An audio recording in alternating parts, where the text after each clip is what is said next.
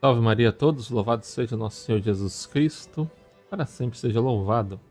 Vamos então continuar nossa leitura do tratado, estamos no número 183, é o capítulo 6º, figura bíblica desta perfeita devoção, Rebeca e Jacó. Então veremos no artigo 1º, Rebeca e Jacó, no parágrafo 2º, a interpretação da história de Rebeca e Jacó.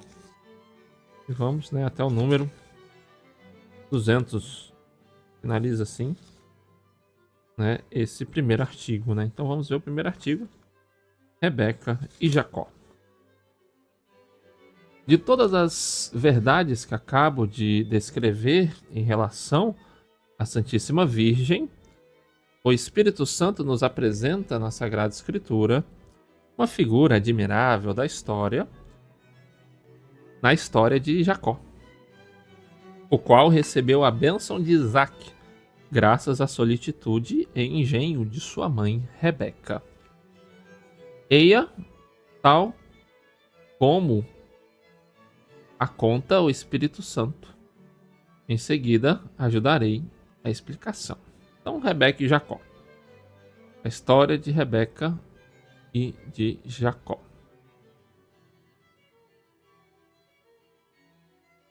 História de Jacó. Esaú vendera a Jacó seu direito de primogenitura.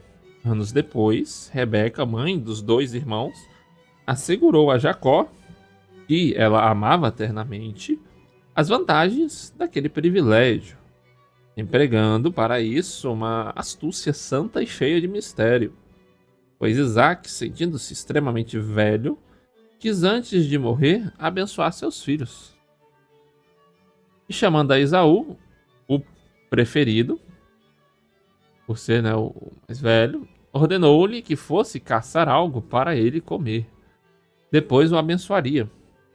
Rebeca prontamente pôs Jacó ao corrente do que se passava e disse-lhe que fosse buscar 2 cabritos no rebanho. Assim que ele lhes trouxe, ela os preparou do modo que Isaac mais gostava. Em seguida, com as vestes de Esaú, que ela guardava, vestiu Jacó e com as peles dos cabritos envolveu-lhe o pescoço e as mãos, a fim de que Isaac, que não podia ver, acreditasse, tateando-lhe as mãos, fosse Esaú, embora ouvindo a voz de Jacó. Isaac, com efeito, ficou surpreso ao ouvir a voz que ele reconhecia como a de Jacó, mas fazendo-o aproximar-se, tateando-lhe os pelos que cobriam as mãos dos filhos, murmurou: "Em verdade, a voz é de Jacó, mas as mãos são de Esaú." E, convencido, comeu. Em seguida, ao beijar Jacó, sentiu a fragrância das roupas de Esaú, o que acabou por dissipar-lhe as dúvidas. Abençoou-lhe então e desejou-lhe o orvalho do céu e a fecundidade da terra. Estabeleceu-o senhor dos seus irmãos e terminou a bênção com as palavras: "Aquele que te amaldiçoar, seja amaldiçoado, e aquele que te abençoar, seja acumulado de bênçãos." Apenas Isaac acabara de falar, entrou Esaú, trazendo o guisado da caça que abatera, e apresentou ao pai, pedindo-lhe que comesse e em seguida o abençoasse. O santo patriarca ficou extremamente surpreendido ao ficar ciente do engano, mas longe de retratar o que fizera, confirmou, pois reconhecia no fato, evidentemente, o dedo de Deus.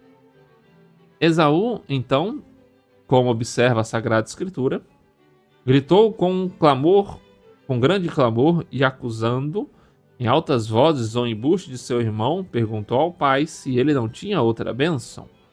Neste ponto notam os santos padres que ele era a imagem dos que facilmente conciliam Deus com o mundo, querendo gozar ao mesmo tempo as consolações do céu e as da terra. Isaac, comovido pelos gritos de Esaú, abençoou, enfim, mas a bênção que lhe deu foi uma bênção terrena, sujeitando-o ao irmão.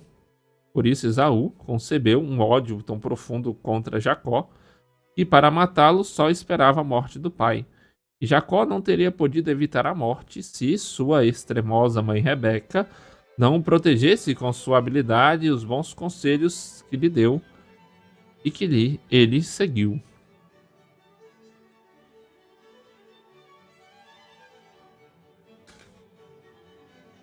A interpretação da história de Jacó. Antes de explicar esta história tão bela, é preciso notar que, conforme todos os santos padres e intérpretes da Sagrada Escritura, Jacó é figura de Jesus Cristo e dos predestinados, enquanto Esaú é figura dos réprobos. Basta apenas examinar a atitude de um e de outro para verificá-lo. Esaú, figura dos réprobos. Primeiro, Esaú, o mais velho, era forte e robusto de corpo, destro e habilidoso no manejo do arco e na arte da caça. Segundo, quase não parava em casa, confiante em sua força e destreza, só trabalhava fora, ao ar livre. Terceiro, pouco se incomodava de agradar a sua mãe Rebeca e nada fazia por ela. Quarto, era guloso e gostava tanto de satisfazer o paladar que chegou a vender o seu direito de primogenitura por um prato de lentilhas. Quinto, estava, como Caim, cheio de inveja de seu irmão Jacó e o perseguia sem tréguas. Fiz a conduta dos réprobos. Todos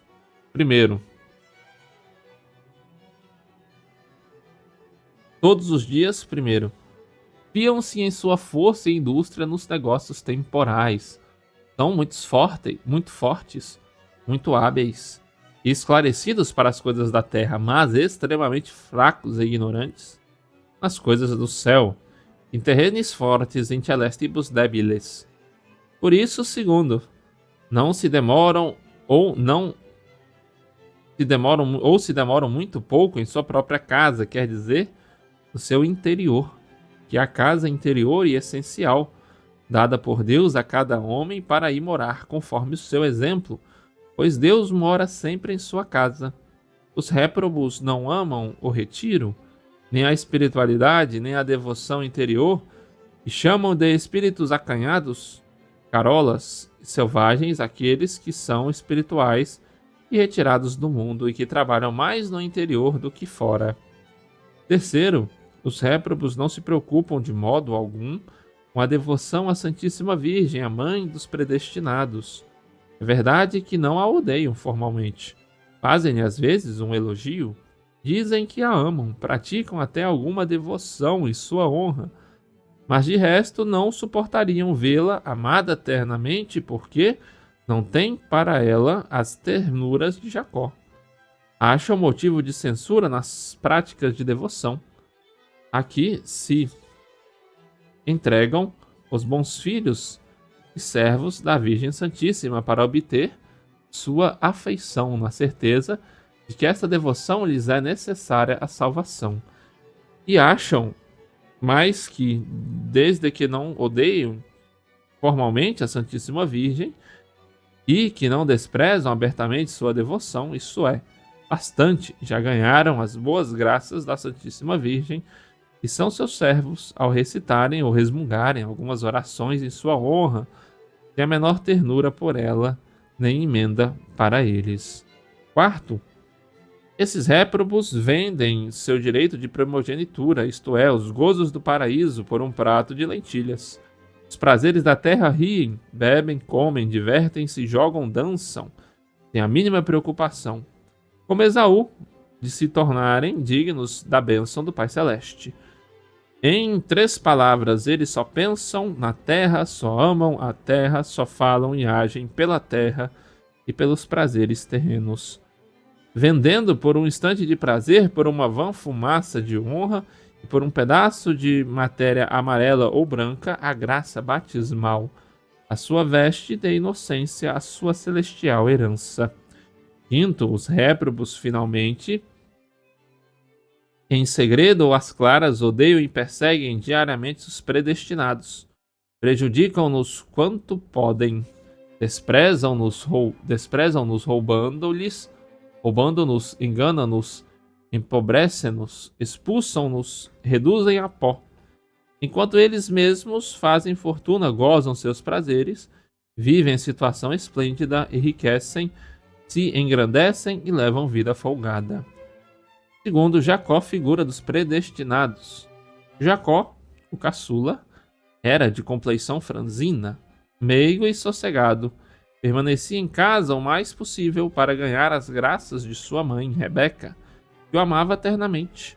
Se saía de casa, não o fazia por vontade própria, nem por confiança em sua própria habilidade, mas para obedecer à sua mãe. Amava e honrava sua mãe, por isso ficava em casa junto dela. Seu maior contentamento era vê-la. Evitava tudo o que pudesse desagradar-lhe e fazia tudo o que imaginava agradar-lhe. Tudo isso concorria para aumentar em Rebeca o amor que dedicava ao filho. Em todas as coisas, ele era submisso à sua mãe. Obedecia-lhe inteiramente em tudo, com obediência pronta, sem tardanças, e amorosas, sem queixas. E ao menor sinal da vontade materna, o pequeno Jacó corria e trabalhava. Acreditava piamente, sem distinguir em tudo que a mãe lhe dizia. Por exemplo, quando Rebeca o mandou buscar 2 cabritos, e ele os trouxe a fim dela os preparar para Isaque, Jacó não replicou nem observou que bastava um para satisfazer o apetite de um só homem, mas sem discernir fez exatamente como ele mandou. Quarto, ele depositava uma confiança sem limites em sua querida mãe. Como não contava absolutamente com sua própria experiência, apoiava-se unicamente na proteção e nos desvelos maternos. Chamava por ela em todas as suas necessidades e consultava em todas as suas dúvidas. Por exemplo, quando lhe perguntou se em vez da bênção não receberia a maldição de seu pai, creu e confiou na resposta que ela lhe deu de que tomaria para si a maldição. Quinto, ele imitava, enfim, na medida de sua capacidade, as virtudes que via em sua mãe.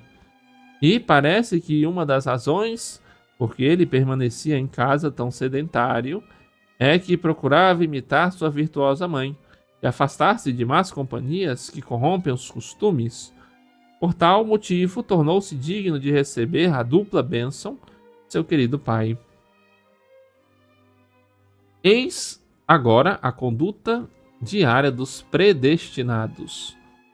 Primeiramente, os predestinados vivem em casa, sedentariamente, com sua mãe, quer dizer, amam o recolhimento, são interiores e se aplicam à oração, mas conforme o exemplo e a companhia de sua mãe, a Santíssima Virgem, cuja glória está toda no interior e que durante a vida inteira tanto amor retire a oração.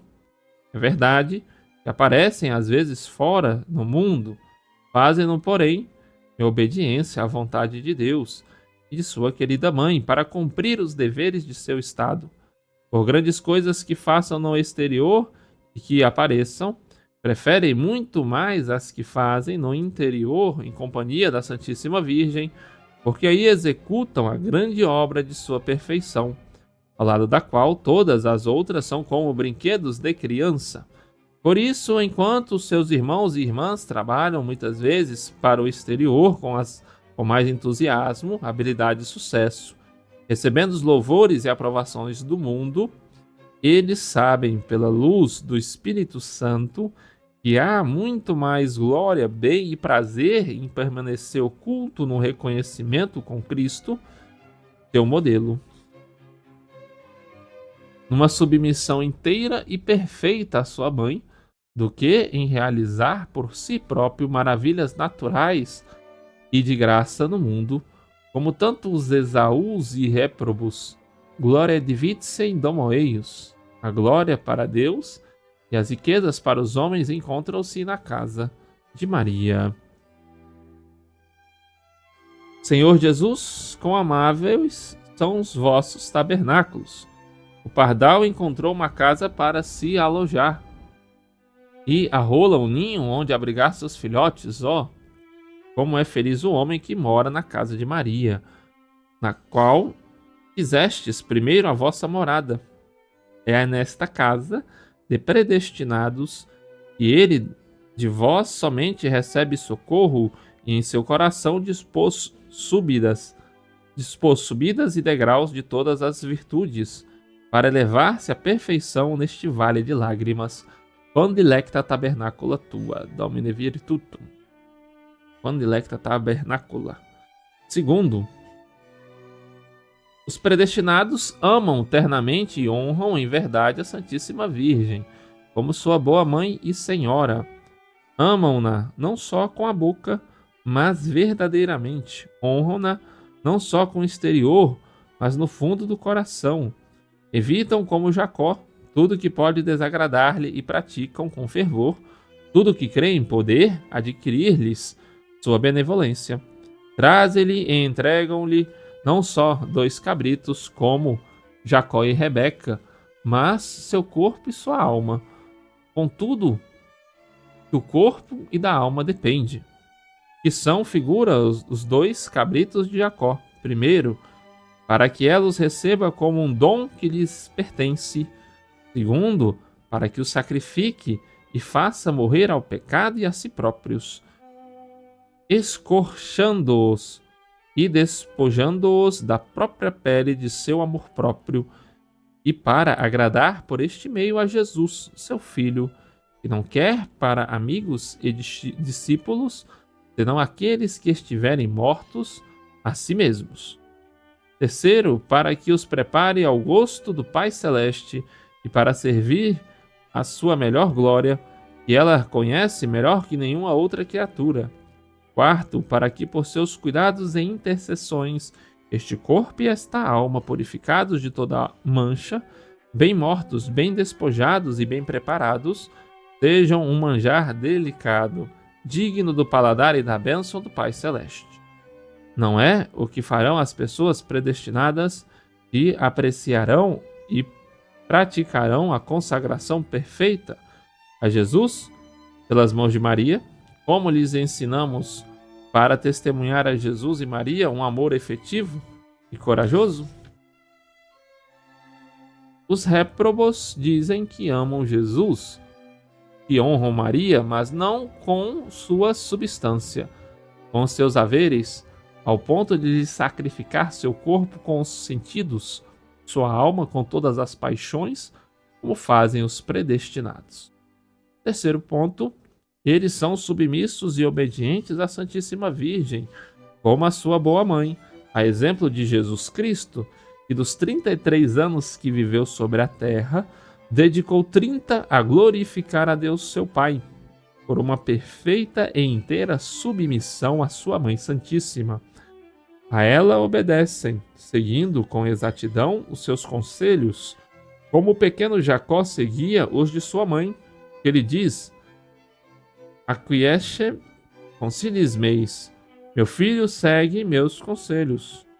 Ou como os criados nas bodas de Caná, aos quais a Santíssima Virgem diz: Quodcunque dixerit vobis facite, fazei tudo o que ele vos disser. Por ter obedecido a sua mãe, Jacó recebeu a bênção, como por milagre, embora por direito natural não devesse recebê-la, porque os servos nas bodas de Caná seguiram o conselho da Santíssima Virgem, foram honrados com o primeiro milagre de Jesus Cristo, que nesta ocasião, a pedido de sua mãe, converteu a água em vinho. Assim, todos aqueles que até o fim dos séculos receberem a bênção do Pai Celeste e forem honrados com as maravilhas de Deus, só receberão essas graças em consequência da sua perfeita obediência a Maria. Os Esaús, ao contrário, perderão sua bênção por falta de submissão à Santíssima Virgem. Quarto, os predestinados têm uma grande confiança na bondade e no poder da Santíssima Virgem. Reclamam sem cessar seu socorro, olham-na como a estrela polar guiando-os a seguro porto. Comunicam-lhe com o coração aberto suas penas e suas necessidades. Acolhem-se à sua misericórdia e doçura para por sua intercessão alcançar o perdão de seus pecados, ou para gozar de seus maternais carinhos em suas aflições e contrariedades. Atiram-se até escondem-se e se perdem de um modo admirável em seu regaço amoroso e virginal, para aí ficarem abrasados de amor, para aí se purificarem das menores manchas e para aí encontrarem plenamente a Jesus, que aí reside como no mais glorioso dos tronos. Oh, que felicidade! Não creiais, diz o abade, que é rico, que seja maior felicidade habitar o seio de Abraão e o seio de Maria, pois neste colocou o Senhor o seu trono. Ne credideris maiores esse felicitatis habitare insino Abrae, quam insino Mariae, cum eo Dominus possuerit tronum suum. Os réprobos, ao contrário, põem toda a sua confiança em si próprios. Só comem como o filho pródigo, o que comem os porcos, como vermes só se alimentam de terra. E porque amam somente as coisas visíveis e passageiras, como os mundanos, não apreciam as doçuras e suavidades do seio de Maria, não sentem aquele apoio e aquela confiança que os predestinados sentem pela Santíssima Virgem, sua boa mãe. Amam miseravelmente sua fome exterior, como diz São Gregório, porque não querem provar a suavidade que está preparada no próprio íntimo deles e no íntimo de Jesus e de Maria. Quinto, finalmente, os predestinados mantêm-se nos caminhos da Santíssima Virgem, isto é, imitam-na, e nisto eles são verdadeiramente felizes e devotos, trazendo assim o sinal infalível de sua predestinação. Esta boa mãe lhes diz: Beati que custodiunt vias meas, bem-aventurados os que praticam minhas virtudes e caminham sobre as pegadas de minha vida, com o socorro da divina graça. Eles são felizes neste mundo, durante sua vida, devido à abundância de graças e de doçuras que eu lhes comunico de minha plenitude e com muito mais abundância que aos outros, que não me imitam tão esforçadamente. Eles são felizes em sua morte, que é doce e tranquila, e na qual eu os assisto para os conduzir às alegrias da eternidade. Serão finalmente felizes na eternidade, porque jamais se perdeu algum dos meus servos que durante a vida tenha imitado fielmente as minhas virtudes. Os réprobos, ao contrário, são infelizes durante a vida, em sua morte e na eternidade, porque não imitam a Santíssima Virgem suas virtudes, contendo-se com pretender a alguma coisa de suas confrarias, com recitar uma outra oração em sua honra ou fazer qualquer devoção exterior. Ó Virgem Santíssima, minha Mãe, quão felizes são aqueles, eu repito, com transportes de coração, quão felizes são aqueles que, sem se deixar seduzir por uma falsa devoção, guardam fielmente vossos caminhos, vossos conselhos e vossas ordens. Quão infelizes, porém, e malditos aqueles que, abusando de vossa devoção, não guardam os mandamentos de vosso Filho. Maledicte homines qui declinant a mandatis tuis. Malditos os que se afastam de teus mandamentos. Louvado seja nosso Senhor Jesus Cristo, para sempre seja louvado.